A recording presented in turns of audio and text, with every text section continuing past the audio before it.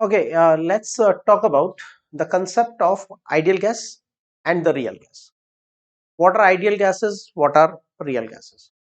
No need to complicate the concept. बहुत लंबा concept है. A few places it becomes really complicated to understand. I'll try to keep it as simple as possible, and you also try to understand it in the most simple possible way. No need to go into too much of complicated explanations, right? Exam point of view से इसका बहुत ज्यादा importance नहीं है. इसके बाद जो real gas equation बनेगा, Van der Waals equation, that is very important for exam point of view. But definitely this topic is for more of information kind of topic. We are introducing a new idea altogether. We have done ideal gases and now we are doing the real gases. तो सबसे पहले इनका difference समझ लेते हैं. सी एक simple idea है. अगर हम बॉयल्स लॉ अप्लाई करते हैं तो बॉयल्स लॉ के according pressure of the gas is inversely proportional to the volume, or we can write P is equal to K upon V, or we can write PV is equal to K. और इस पूरे mathematical statement का मतलब ये होता है at a given temperature for a given amount of gas, जैसे 1 mole gas at STP. ठीक है, तो गिवन अमाउंट ऑफ गैस है, टेम्परेचर उसका कितना है 273, अमाउंट कितना है 1 mole gas. 1 mole gas at STP लिया तो उसका जो product of pressure and volume आएगा वो कांस्टेंट आएगा. एसटीपी है मतलब प्रेशर कितना होगा 1 atmosphere. Okay, and volume, ideal gas का वॉल्यूम, 1 मोल आइडियल गैस का वॉल्यूम 273 केल्विन पे कितना होता है, ऑलमोस्ट 22.4 लीटर. तो अब आप प्रेशर को जिस प्रोपोर्शन में वेरी करोगे, वॉल्यूम उसी प्रोपोर्शन में वेरी होगा. Pressure double, volume half, pressure 3 times, volume 1/3, but the product of pressure and volume will remain constant, right? In other words, हमने गैस लिया, ध्यान से समझो, बहुत छोटे से बेसिक टॉपिक्स हैं. मैंने एक गैस लिया 1 mole gas at STP, right? और उसका वॉल्यूम कितना होना चाहिए, PV is equal to NRT apply करो, the equation of state, that is ideal gas equation. Pressure 1, volume find करना है, 1 मोल क्वांटिटी है गैस की, आर का वैल्यू 0.0821 होता है, टेम्परेचर 273.15 केल्विन, वॉल्यूम सॉल्व करके आ जाएगा अप्रोक्सीमेटली 22.41 लीटर, अप्रोक्सीमेटली. ठीक है, ये गैस का वॉल्यूम होना चाहिए. अब मैंने 1 मोल गैस लिया एसटीपी पे, तो इस इक्वेशन के अकॉर्डिंग उस गैस का वॉल्यूम कितना होना चाहिए 22.4. सपोज प्रैक्टिकली भी उसका वॉल्यूम एसटीपी पे 22.4 ही है, ठीक है, तो इसका मतलब आइडियल गैस इक्वेशन की कैलकुलेशन सही है. The result is same as expected. That means the ideal gas equation is applicable. So we will say the given gas is an ideal gas. Suppose I take 1 mole gas at STP. Ideal gas equation says its volume should be 22.4 liter.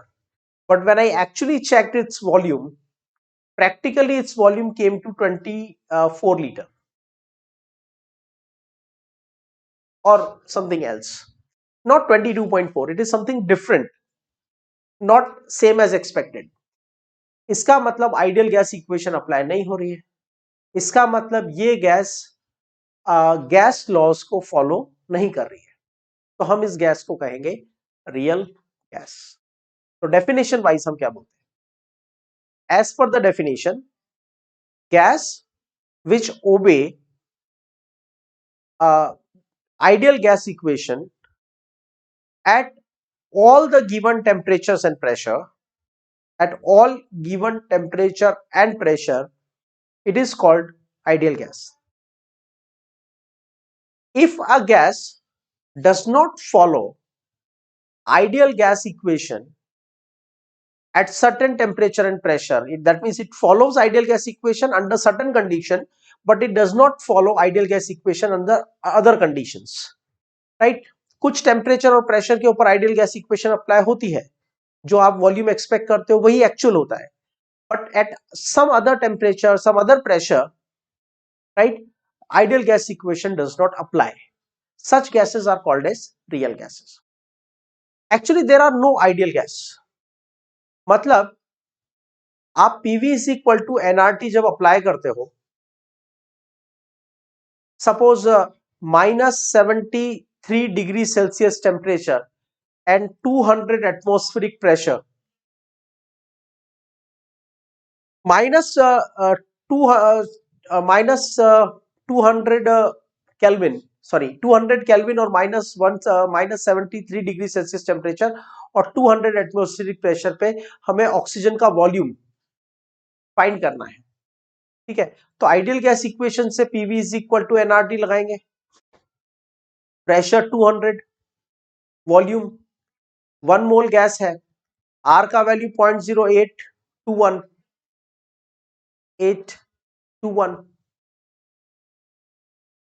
and temperature, let's say we have taken is a -273 degrees Celsius, that is 200 Kelvin. तो volume कितना होना चाहिए? 0.0821 litre, but actually उसका volume 0.0821 litre नहीं होता, it can be something else. इसका मतलब oxygen gas in conditions में आइडियल गैस इक्वेशन को फॉलो नहीं कर रही। लेकिन लेट्स से मैंने 1 एटमॉस्फेरिक प्रेशर पे गैस लिया, 1 एटमॉस्फेरिक प्रेशर पे गैस लिया और उसका जो टेम्परेचर है वो 273 डिग्री सेल्सियस है, 273 डिग्री सेल्सियस है, और फिर मैंने उस ऑक्सीजन का वॉल्यूम फाइंड किया। Pressure 1 atmosphere, 1 mole gas, R 0.0821, temperature 273 plus 273, right, तो 456 केल्विन टेम्परेचर। और ये जो वॉल्यूम हमने कैलकुलेट किया, सपोज ऑक्सीजन का एक्चुअल वॉल्यूम भी सेम आता है, ठीक है, ऑक्सीजन का एक्चुअल वॉल्यूम भी सेम आता है, तो इसका मतलब ये हो गया अप्रोक्सीमेटली 44.8 और एक्चुअल वॉल्यूम भी 44.8 आ रहा है। इसका मतलब under these conditions oxygen ideal gas equation को फॉलो कर रही है। तो रियल गैसेस का मतलब ये होता है कि ऐसी गैसेस हैं जो आइडियल गैस इक्वेशन को फॉलो तो करती है, but only under certain conditions of temperature and pressure, not under all conditions of temperature pressure. These are called as real gases, right? तो समझ में आ गई बात। एक हाइपोथेटिकल गैस है जिसका कुछ भी टेम्परेचर हो, कुछ भी प्रेशर हो, उस पर आइडियल गैस इक्वेशन अप्लाई होती है, तो हम उसको बोलते हैं आइडियल गैस।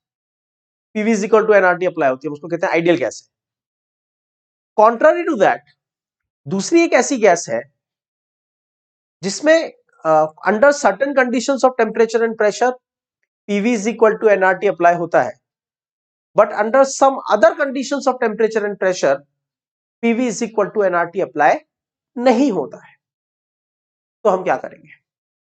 तो हम कहेंगे उस गैस को रियल गैस। चलो एक एग्जांपल देखते हैं। ये मेरे पीछे आपको एक बड़ा डरावना सा टेबल दिख रहा होगा, ठीक है, डरिए मत, आपको ये टेबल ना तो ड्रॉ करना है ना लर्न करना है, सिर्फ ऑब्जर्व करो जिस तरह से मैं डेटा को कैलकुलेट करूं, ठीक है। मैंने आपको ये तो बता दिया कि अगर PV is equal to nRT gas पे हमेशा अप्लाई होगा, चाहे कुछ भी टेम्परेचर हो, कुछ भी प्रेशर हो, अगर ऐसा अप्लाई होता तो उसको बोलते हैं आइडियल गैस। लेकिन अगर PV is equal to nRT कुछ कंडीशंस में अप्लाई होता है, कुछ कंडीशंस में अप्लाई नहीं होता है, तो उसको बोल देते हैं रियल गैस, ठीक है। अब उसके बेसिस पे हम कुछ गैसेस के डिविएशंस को डिस्कस कर रहे हैं। मैं बात कर रहा हूं बॉयल्स लॉ की।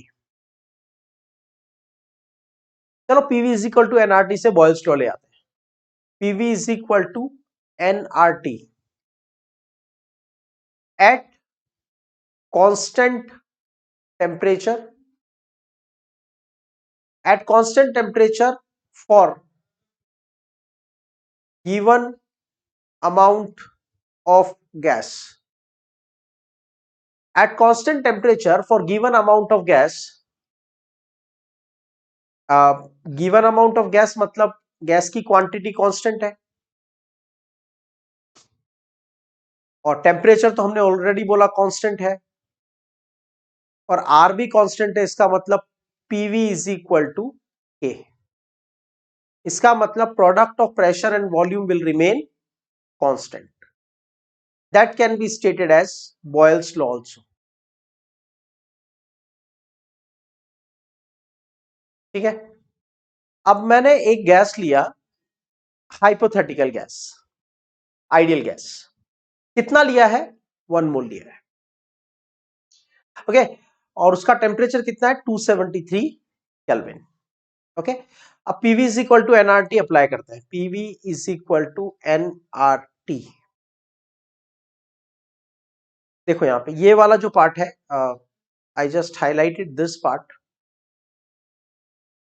ये हमारी एक हाइपोथेटिकल गैस के लिए है, थियोरेटिकल कैलकुलेशन के लिए है। This part which I have kept in the box. ठीक है, P V is equal to N R T. इस टेबल में से प्रेशर और वॉल्यूम का वैल्यू सेलेक्ट करो। मोल और टेम्परेचर तो आपको ऑलरेडी गिवन है और product of pressure and volume find करो। समझ में आया क्या करना है? यहां प्रेशर दिया हुआ है, यहां वॉल्यूम दिया हुआ है। ठीक है, और ये आपको प्रेशर एंड वॉल्यूम की वैल्यू गिवन है, तो product of pressure and volume कितना आएगा? 22.4 इंटू 1 इज इक्वल टू 22.4। अब इसमें आइडियल गैस इक्वेशन अप्लाई करके देखो। PV is equal to nRT. Gas कितनी है? 1 मोल। आर कितना है? 0.0821। टेम्परेचर कितना है? 273। तो वॉल्यूम कितना होगा? 22.4 litre. Sorry, product of pressure and volume कितना आएगा? 22.4। राइट, क्योंकि गैस का टेम्परेचर 273 है, गैस की क्वांटिटी 1 मोल है, तो product of pressure and volume कितना आना चाहिए? 22.4 आना चाहिए। ठीक है, अब हम, ये तो हमारी एक्सपेक्टेशन है। रियलिटी में हमने जो हमारे पास डेटा है उसको देखते हैं। प्रेशर 1, वॉल्यूम 22.4, तो P into V is equal to 22.4। Suppose ये वाली इक्वेशन बॉयल्स लॉ को फॉलो करती है। प्रेशर डबल किया, प्रेशर डबल करोगे तो वॉल्यूम क्या हो जाएगा? Half. Boyle's law, pressure double तो volume half. Now pressure into volume, pressure into volume is equal to 22.4। Same आ रहा है। इसका मतलब आइडियल गैस इक्वेशन फॉलो हो रही है। फिर देखो, प्रेशर को 3 टाइम्स कर दिया, प्रेशर को 3 टाइम्स कर दिया तो वॉल्यूम पहले का 1/3 हो जाएगा। 22.4 का 1/3, 7.47। Now again product of pressure and volume कितना आया? 22.4। प्रेशर को 4 टाइम्स कर दिया, प्रेशर को 4 टाइम्स कर दिया तो वॉल्यूम पहले का 1/4 हो गया। 22.4 का 1/4, तो P इंटू वी अगेन 22.4। फिर 5 टाइम्स कर दिया तो वॉल्यूम 1/5 हो गया। Product of pressure volume same. फिर प्रेशर को 6 टाइम्स कर दिया तो वॉल्यूम पहले का 1/6 हो गया। 22.4 डिवाइड बाय 6। अब product of pressure and volume कितना आ रहा है? 22.4।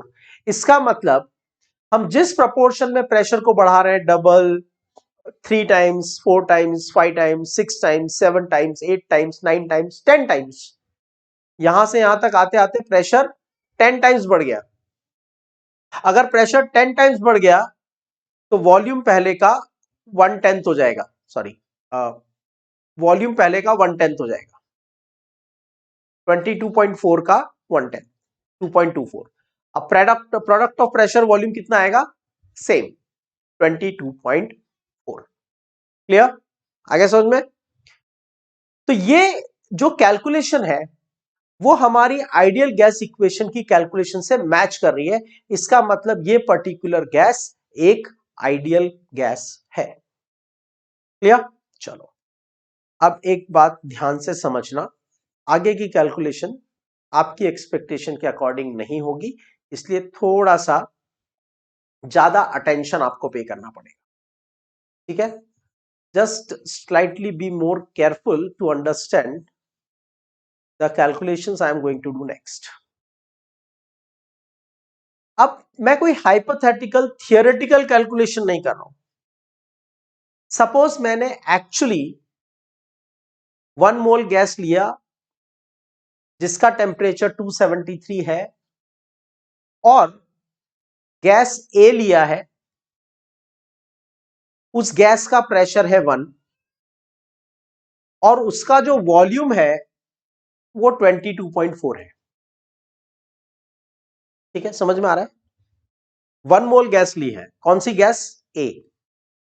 अब हम जो भी कर रहे हैं, जो भी इस टेबल में लिखा हुआ है वो एक्सपेरिमेंटली ऑब्टेन डेटा है। ठीक है, तो मैंने 1 मोल गैस लिया जिसका टेम्परेचर 273 केल्विन है और उसका जो प्रेशर है वो 1 एटमॉस्फेयर है। ठीक है, और फिर मैंने एक्सपेरिमेंटली उसका वॉल्यूम चेक किया, एक्सपेरिमेंटली उसका वॉल्यूम आया 22.4। अब product of pressure and volume निकालो तो प्रेशर इंटू वॉल्यूम 22.4। अरे वाह, जैसा एक्सपेक्टेड था वैसा एक्चुअल आ गया। अभी तो ये गैस आइडियल बिहेवियर कर रही है क्योंकि एक्सपेक्टेड और एक्चुअल सेम है। 1 मोल गैस का एसटीपी पे वॉल्यूम कितना होना चाहिए, according to ideal gas equation 1 mole gas का एसटीपी पे वॉल्यूम कितना होना चाहिए, 22.4, और है भी कितना, 22.4। अभी तो ये गैस आइडियल बिहेवियर कर रही है। भाई काम करते हैं, प्रेशर को डबल कर देते हैं। प्रेशर डबल करके क्वांटिटी सेम है 1 मोल, टेम्परेचर सेम है 273, एग्रीड। लेकिन हमने क्या किया, उसकी क्वांटिटी को डबल कर दिया, सॉरी उसके प्रेशर को डबल कर दिया, लेट मी करेक्ट हियर, उसके प्रेशर को डबल कर दिया और एक्सपेरिमेंटली उसका वॉल्यूम चेक किया। एक्सपेरिमेंटली उसका वॉल्यूम आया 12 litre. Product of pressure volume कितना हो जाएगा, 2 into 12 is equal to 22, sorry 24, 12 into 2 24, 12 into 2। ध्यान से समझना इस डेटा को, आगे जाके इसके बेसिस पे मैं आपको कुछ ग्राफ एक्सप्लेन करूंगा, डिविएशंस एक्सप्लेन करूंगा। There are a lot many things I am going to explain based on this table. ये टेबल रटनी नहीं है, लेकिन जब आप लेक्चर सुन रहे हो एटलीस्ट उस वक्त ये डेटा आपके दिमाग में घुसना चाहिए। ठीक है, अब 22.4 लीटर वॉल्यूम था जब प्रेशर 1 था, जब प्रेशर को 2 किया तो वॉल्यूम आया 12। आप ये डाउट पूछ सकते हो कि सर ये 12 कहां से आया, 12 कहीं कैलकुलेशन से नहीं आया, 12 एक्सपेरिमेंट से आया। ये मैंने ऑब्जर्व किया है, मैंने खुद एक्सपेरिमेंट किया और मैंने ऑब्जर्व किया कि जब मैंने प्रेशर 1 से 2 किया तो गैस कंप्रेस होकर रह गई 12। अब प्रोडक्ट ऑफ प्रेशर वॉल्यूम कितना आया, 2 into 12 is equal to 24। Okay, फिर प्रेशर को 3 टाइम्स किया, प्रेशर 3 टाइम्स करके वॉल्यूम चेक किया तो वॉल्यूम आया 8.57 लीटर।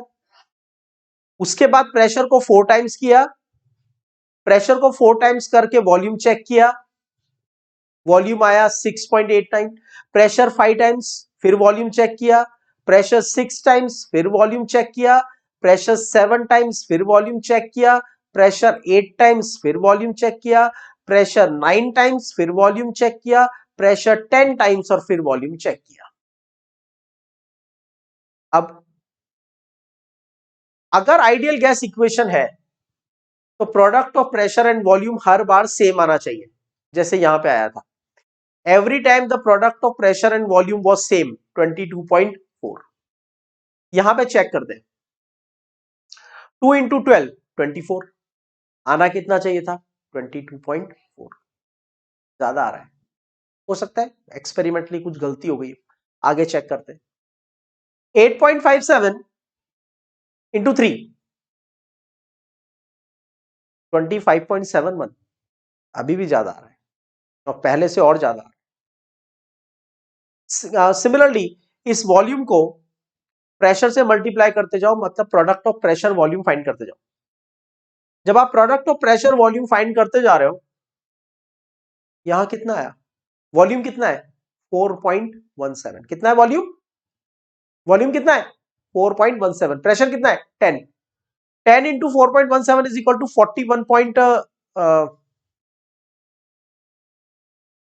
41.7 अप्रोक्सीमेटली।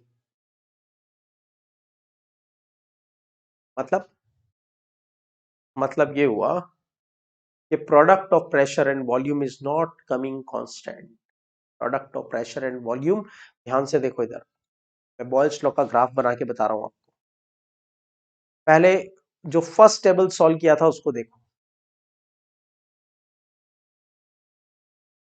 यहां पे एक्स एक्सिस पे मैंने लिया है प्रेशर, वाई एक्सिस पे लिया है मैंने product of pressure and volume. Product of pressure and volume ये 22.4 की लाइन है। This is the product of pressure and volume 22.4। Pressure का यूनिट एटमॉस्फेयर, वॉल्यूम का unit litre, litre atmosphere. 22.4 litre atmosphere आ रहा है थियोरेटिकली या हाइपोथेटिकल गैस के लिए, एवरी टाइम सेम। तो प्रेशर को कितना भी बढ़ाओ, प्रेशर कितना है 1, पीवी कितना है 22.4, प्रेशर कितना है 2, पीवी कितना है 22.4, प्रेशर कितना है 3, पीवी कितना है 22.4, प्रेशर कितना है 4, प्रोडक्ट ऑफ प्रेशर वॉल्यूम कितना आ रहा है 22.4। इसका मतलब line parallel to X axis बन गई। इसका मतलब product of pressure and volume is constant in the first table. Second table में क्या हो गया, सेकंड टेबल में पहले तो product of pressure and volume same आया 22.4, ओके 22.4 ये एक्सपेक्ट किया था, 22.4 ही आया। नेक्स्ट कितना आया, थोड़ा ज्यादा 25, आना कितना चाहिए था 22.4, ऑलमोस्ट 3.3 ज्यादा है। फिर और आगे गए, आना कितना चाहिए 22.4, आ कितना आ रहा है 27.5, आना चाहिए 22.4, आ रहा है 29। लास्ट में देखो, आना चाहिए 22.4 और आर कितना आ रहा है 41.7। इसका मतलब ये ग्राफ ऐसे आ रहा है, मतलब product of pressure and volume की जो वैल्यूज आ रही हैं वो एक्सपेक्टेशन से ज्यादा आ रही है। I will say product of pressure and volume is greater than expected. तो ये ग्रीन वाली लाइन बनेगी, इसको हम कहते हैं एक्सपेक्टेशन से ज्यादा आ रहा है ना, ज्यादा आ रहा है तो हम उसको कहेंगे पॉजिटिव डिविएशन।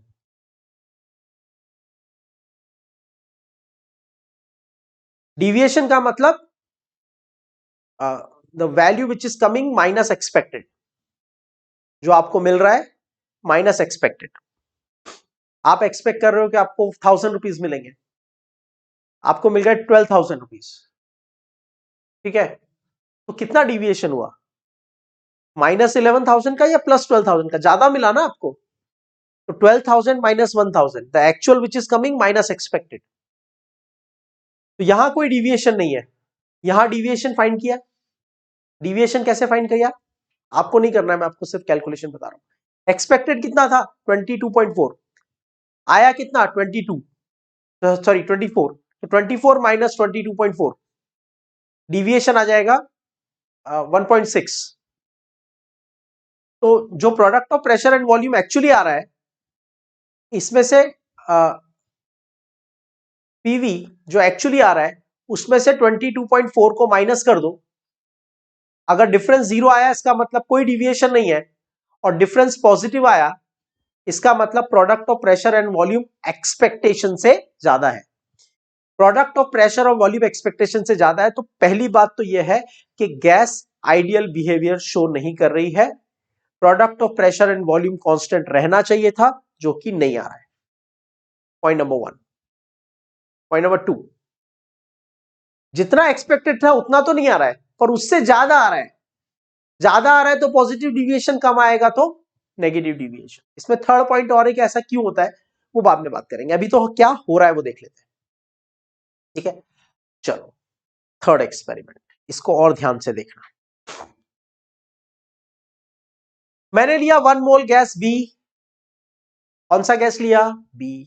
कितना लिया? 1 मोल। टेम्परेचर कितना है? 273। प्रेशर कितना है? 1। ठीक है, प्रेशर कितना है? 1। टेम्परेचर कितना है? 273। क्वांटिटी कितनी है? 1 मोल। और एक्सपेरिमेंटली उसका वॉल्यूम चेक किया, एक्सपेरिमेंटली उसका वॉल्यूम आया 22.4। ठीक है, तो मैंने नोट कर लिया 22.4। एग्रीड। अब एक काम करते हैं, प्रेशर को डबल करते हैं। अभी वॉल्यूम आया 9.52, फिर प्रेशर को 3 टाइम्स किया, वॉल्यूम आया 5.39। प्रेशर को 4 टाइम्स किया, कहां से आ रहा है? एक्सपेरिमेंट से आ रहा है, हमें क्या करना है? प्रेशर को 5 टाइम्स किया, प्रेशर को 10 टाइम्स किया। अब product of pressure and volume find करो। Volume, pressure, pressure into volume, pressure 3 into volume, pressure 4 into volume, तो यह आ जाएगा product of pressure and volume.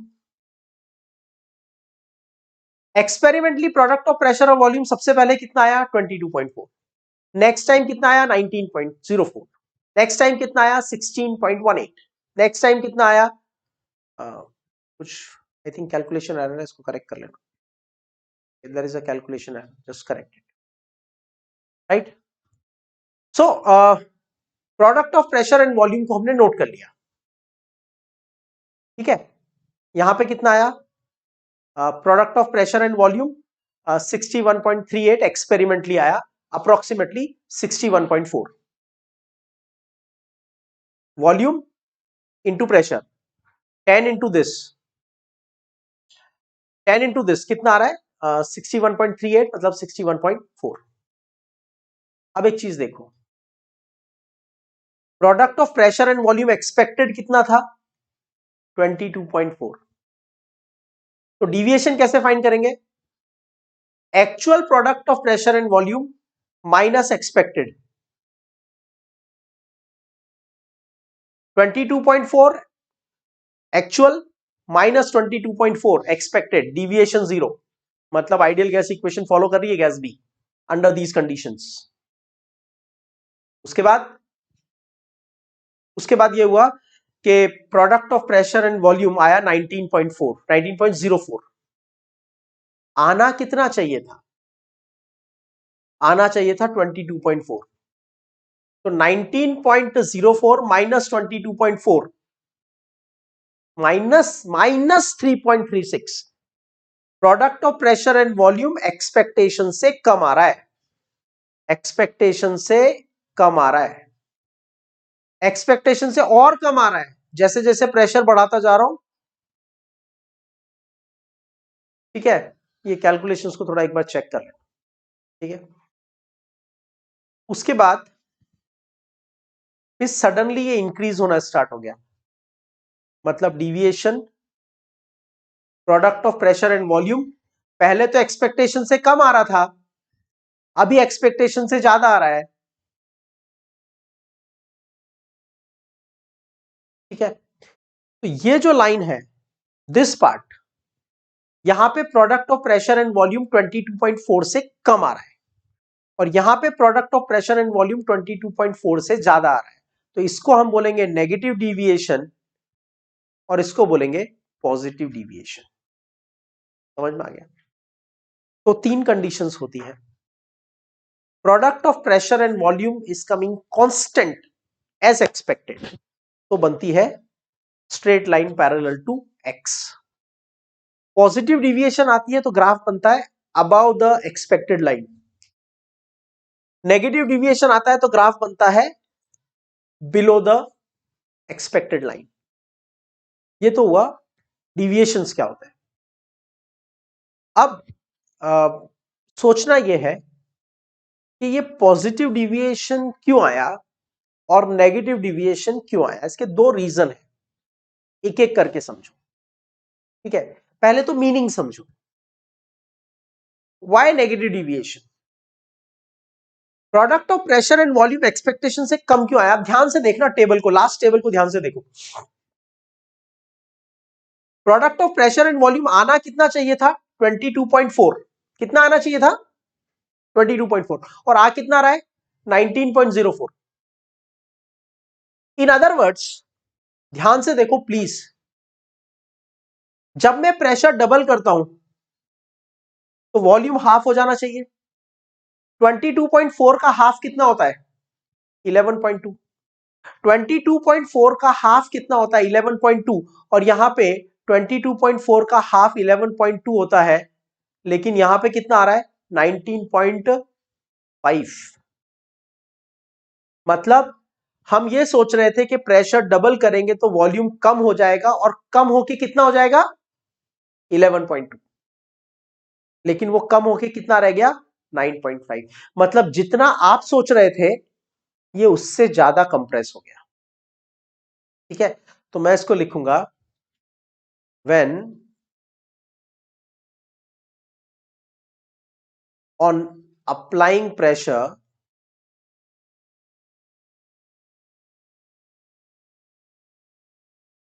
when on applying pressure, compression in volume is more than expected,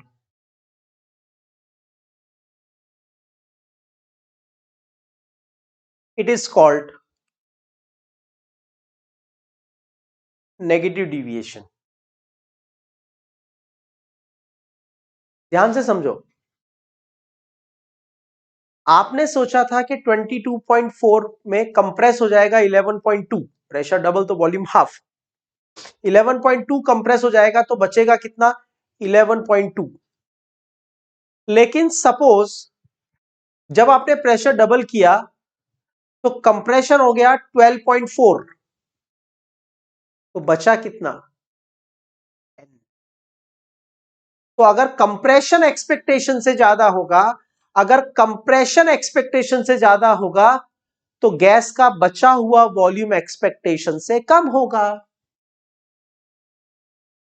ठीक है, for some reason आपके parents ने बोला कि इस बार आपकी 500, आपकी पॉकेट मनी से 500 रुपीज कट करेंगे, या किसी रीजन से आपको एक्सपेक्टेड है कि इस बार ये मेरी पॉकेट मनी में से 500 रुपीज डिडक्ट करेंगे, तो that is expected. Let's say आपका पॉकेट मनी 5000 है, 500 रुपीज डिडक्ट करेंगे तो पॉकेट मनी कितना मिलेगा? 4500। ठीक है, लेकिन for some reason they have deducted 1000, तो कितना मिलेगा? 4000। क्योंकि जो कंप्रेशन था उनको 500 करना था, उन्होंने कंप्रेशन कितना कर दिया? 1000। तो आपके पास बचना था 4500 रुपीज, लेकिन बचे कितने? 4000 रुपीज। तो अगर कंप्रेशन एक्सपेक्टेशन से ज्यादा होगा तो रिमेनिंग वॉल्यूम एक्सपेक्टेशन से कम होगा, और अगर वॉल्यूम एक्सपेक्टेशन से कम है, वॉल्यूम एक्सपेक्टेशन से कम है, तो फिर product of pressure and volume भी एक्सपेक्टेशन से कम ही आएगा। और जब product of pressure and volume expectation से कम आएगा तो हम उसको बोलेंगे नेगेटिव डिविएशन। तो when on applying pressure compression in volume is more than expected, it is called negative deviation. Here PV is less than expected, right? और PV is equal to nRT, ideal gas equation. Divide both the side by nRT. So PV divided by nRT is equal to 1, right? PV upon nRT को बोलते हैं Z, यानी compressibility factor.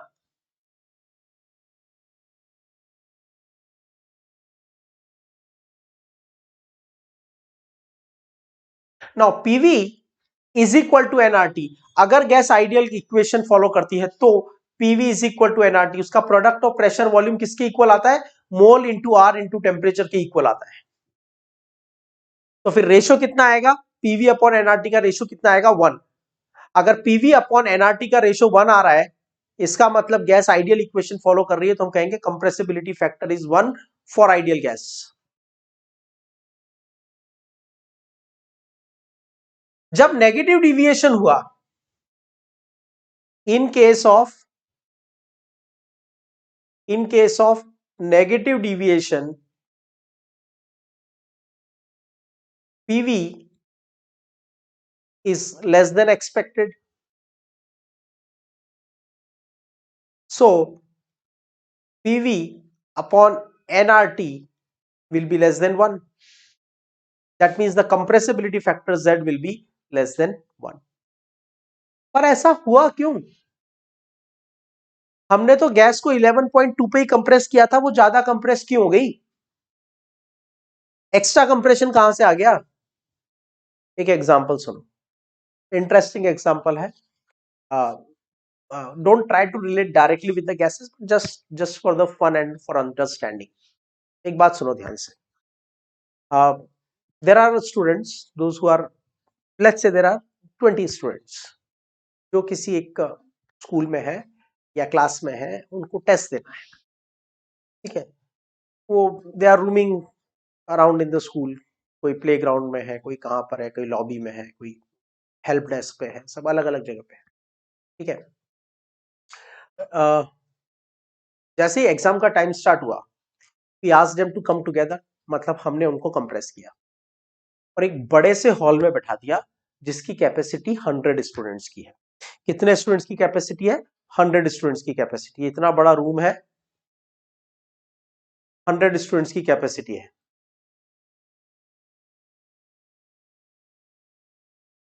तो हम क्या expect करते हैं? जब वो 20 स्टूडेंट, हमने कोई रोल नंबर नहीं दिया, हमने बोल दिया कि भाई कंप्रेस होके इस रूम में बैठ जाओ. जो तुम पूरा स्प्रेड हो रहे हो स्कूल में स्प्रेड मत हो, कंप्रेस होके इस पर्टिकुलर स्पेस में आ जाओ. तो हम क्या एक्सपेक्ट करते हैं? 2, 3, 4, 5, 6, 7, 8, 9, 10. हम ये एक्सपेक्ट करते हैं कि वो ऐसे स्कैटर होके बैठ जाएंगे. They will occupy the whole available volume. लेकिन एग्जाम के टाइम पे क्या होता है? You look out for your friend, आजू बाजू वाला है, कौन पहचान वाला है, ठीक है. और फिर कैसे बैठते हैं स्टूडेंट्स? कैसे बैठ रहे हैं? 1, 2, 3, 4, 5, 6, 7, 8. बहुत सारी बेंचेस है. फिर क्या हो रहा है? जब तक उन्हें कुछ ना बोलो, they try to sit like this, right. हमने तो उन्हें स्कूल से, पूरे स्कूल के एरिया से कंप्रेस करके एक रूम में भेजा था और हमने एक्सपेक्ट किया था कि वो रूम में कंप्रेस हो जाएंगे और रूम का पूरा वॉल्यूम ऑक्यूपाई कर लेंगे. लेकिन उन्होंने क्या किया? उन्होंने किया ये. What is bringing them more closer? मैं तो इतना कंप्रेशन चाहता था, ये एक्स्ट्रा कंप्रेशन क्यों हो गया? ये एक्स्ट्रा कंप्रेशन हो गया for the interaction between them, the tendency to talk, the friendship between them, the tendency to copy. So उनके इंटरैक्शंस उनको एक दूसरे के पास लेके आ गए, ठीक है. अब यहां पे देखो, एक्स्ट्रा कंप्रेशन हुआ. एक्स्ट्रा कंप्रेशन क्यों हुआ? कंप्रेस होके गैस बचनी चाहिए थी 11.2, लेकिन बची कितनी? 9.5. एक्स्ट्रा कंप्रेशन क्यों हुआ? एक्स्ट्रा कंप्रेशन हुआ बिकॉज थोड़ा तो हमने गैस को प्रेस किया, थोड़ा गैस के मॉलिक्यूल्स ने आपस में एक दूसरे को अट्रैक्ट कर लिया, और जब उन्होंने एक दूसरे को अट्रैक्ट कर लिया तो वो थोड़े और पास आ गए, हमारी एक्सपेक्टेशन से ज्यादा पास आ गए। हमारी एक्सपेक्टेशंस के कंपैरिजन में वो थोड़े ज्यादा पास में आ गए, तो क्या होगा? वॉल्यूम पहले से कम हो जाएगा, क्योंकि मॉलिक्यूल पास आ गए। वॉल्यूम कम हो जाएगा मतलब कंप्रेशन ज्यादा हो जाएगा, कंप्रेशन ज्यादा आ जाएगा मतलब product of pressure and volume will be less than expected. तो हम ये कह सकते हैं कि नेगेटिव डिविएशन क्यों आता है?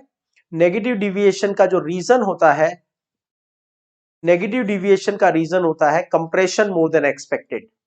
और कंप्रेशन मोर देन एक्सपेक्टेड क्यों आता है? Negative deviation is due to, negative deviation is due to intermolecular force of attraction between molecules.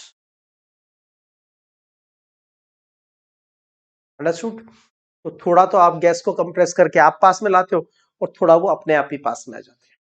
ठीक है। What about positive deviation?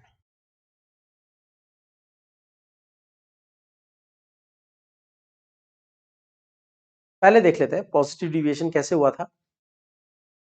जब मैंने प्रेशर डबल किया तो वॉल्यूम हाफ हो जाना चाहिए। हाफ का मतलब 22.4 से कम होके कितना हो जाना चाहिए? 11.2। कितना हो जाना चाहिए फाइनल? 11.2। लेकिन हो रहा है 12। जितना हम कंप्रेस करना चाह रहे हैं गैस उतनी कंप्रेस नहीं हो रही है, कम कंप्रेस हो रही है। ठीक है। So how I write it as positive deviation का मतलब है compression of gas is less than expected. If compression is less than expected, आप सोच रहे हो कि आपकी पॉकेट मनी से 500 रुपीज कटेंगे और आपको 5000 माइनस 500 4500 रुपीज मिलेंगे, लेकिन समहाउ उन्होंने जो डिडक्शन किया वो 300 का ही किया, तो आपको ज्यादा मिल गया ना एक्सपेक्टेशन से। 4500 की जगह 4700 मिल गया। ठीक है। तो compression of the gas is less than expected, इसका मतलब volume of gas is more than expected.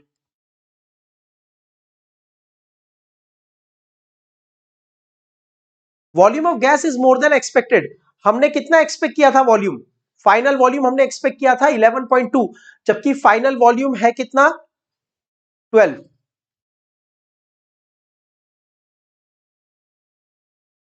Okay. सो हमने एक्सपेक्ट किया था कि जो फाइनल वॉल्यूम होगा, इसको थोड़ा क्लियर कर लेते हैं so that you don't have much confusion from that. So हमने एक्सपेक्ट किया था कि जो इसका फाइनल वॉल्यूम होगा वो कितना होगा? 11.2। मतलब कंप्रेस कितना हो गया? 11.2। तो बचा कितना? 11.2। 22.4 माइनस 11.2, 22.4। कंप्रेशन कितना हुआ? 11.2। तो बचा कितना? 11.2। लेकिन रियलिटी में हुआ ये कि जो कंप्रेशन है वो हुआ 10.4, तो बचा कितना? 12। तो कंप्रेस होना चाहिए था, कंप्रेस होना चाहिए था 11.2, लेकिन कंप्रेस कम हुआ। कंप्रेस कम हुआ तो बचा हुआ वॉल्यूम एक्सपेक्टेशन से ज्यादा है, बचना चाहिए था 11.2, बचा 12। Volume is more than expected, so PV is greater than expected. For ideal gas, compressibility factor Z is equal to PV upon nRT is equal to 1. But in case of positive deviation,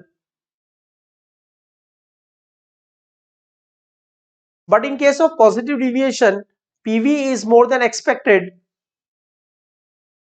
So Z is greater than expected, और Z is greater than what?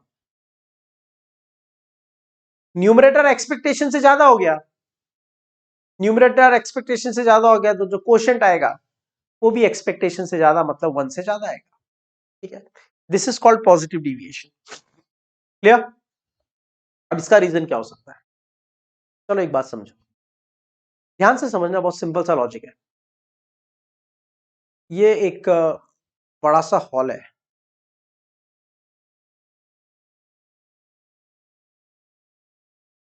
और इस बड़े से hall में 1 2 3 4 5 6 7 8 9 10 people are scattered, पूरा room occupy किया हुआ है। तो हमने उनसे कहा भाई एक काम करो, हम प्रेशर डबल कर रहे हैं, मतलब हम वॉल्यूम हाफ कर रहे हैं, वॉल्यूम हाफ कर रहे हैं, तो आप सब लोग भी half of the volume he occupy करो। 1 2 3 4 5 6 7 8 9 10, हमने वॉल्यूम डबल कर दिया, प्रेशर डबल कर दिया, तो वॉल्यूम हाफ हो गया। वॉल्यूम हाफ हो गया मतलब रूम की साइज हाफ हो गई। अब पहले जो बड़े रूम में थे वो कंप्रेस होके हाफ ऑफ द रूम में आ गए, कोई बात नहीं, बहुत बड़ा रूम है। हमने कहा हम प्रेशर फिर से डबल कर रहे हैं। प्रेशर अगर आप फिर से डबल करोगे तो volume again it will become half.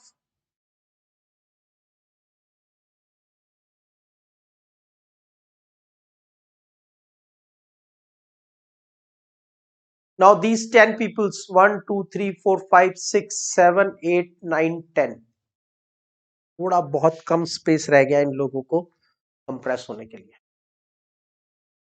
अब क्या हुआ, हमने कहा हम एक बार और वॉल्यूम को हाफ करेंगे, और आपको वापस half of the volume he occupy करने को मिलेगा।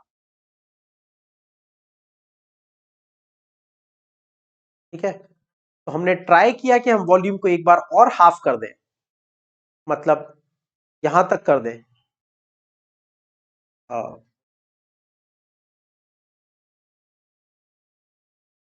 लेकिन इतना वॉल्यूम कम हो गया कि अब मॉलिक्यूल्स एक दूसरे को पुश कर रहे हैं।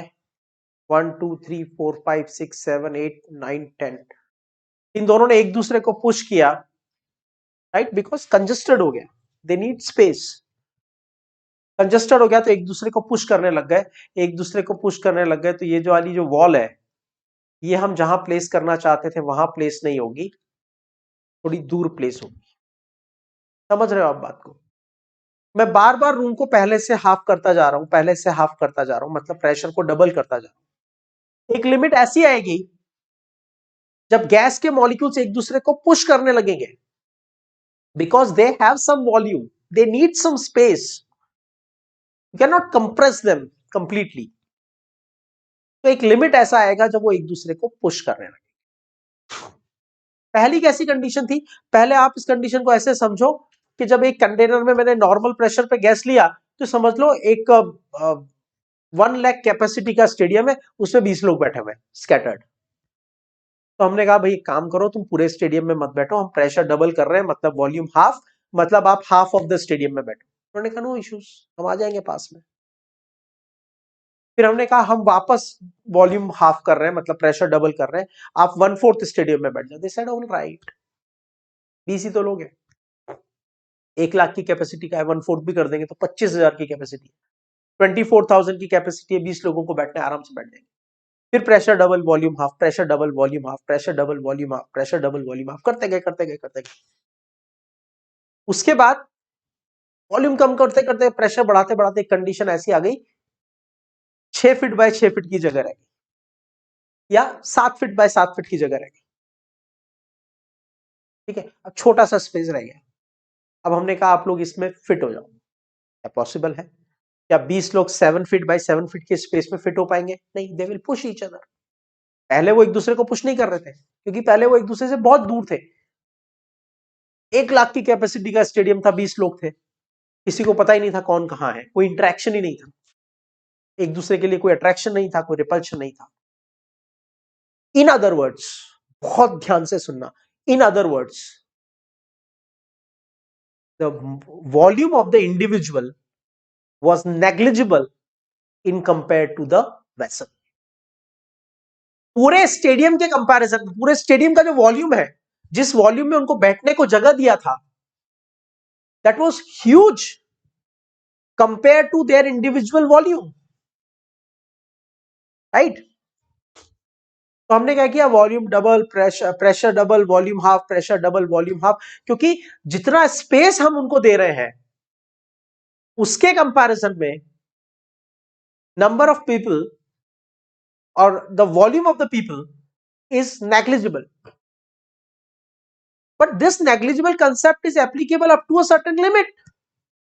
पूरे स्टेडियम में 20 लोग, 50 लोग, 100 लोग बैठे हुए हैं, तो आप स्टेडियम के वॉल्यूम के रेस्पेक्ट में इंडिविजुअल्स का वॉल्यूम नेग्लेक्ट कर सकते हो.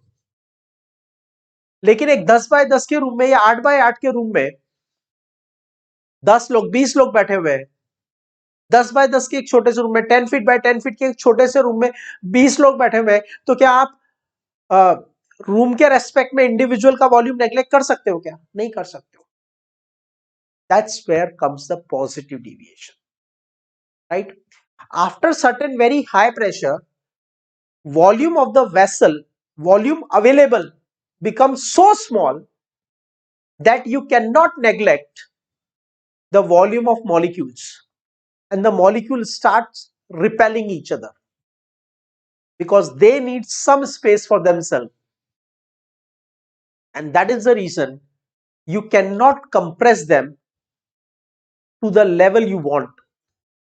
जितना कंप्रेशन आप करना चाहते हो उतना कंप्रेशन वो करने नहीं देंगे आप.